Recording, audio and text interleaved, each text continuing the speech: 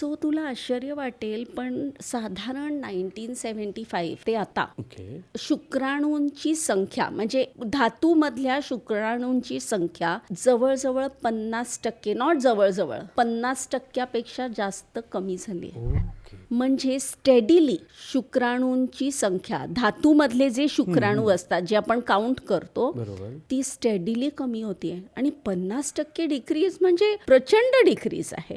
आणि हे प्रत्येक वर्षी कमी कमीच होत चाललंय. आणि गेल्या साधारण 10 ते 15 वर्षात हा ड्रॉप रेट डबल झालाय. ओके. तर आता ह्याच्यातली कारणं काय? बरोबर, जेव्हा आपण शुक्राणूंकडे बघतो तेव्हा 2 मेजर गोष्टी बघतो. एक म्हणजे संख्या किती आहे, काउंट किती आहे शुक्राणूंचा. दुसरं म्हणजे त्या शुक्राणूंची हालचाल कशी आहे. आता लोकांना कधी कधी काय वाटतं की भरपूर काउंट आहे, पण अगदीच स्लगिश न हलणारे जर शुक्राणू असले तर तो शुक्राणू जाऊन त्या अंड्याला फलित करू शकत नाही. त्यामुळे शुक्राणूची हालचालही तितकीच महत्वाची आहे.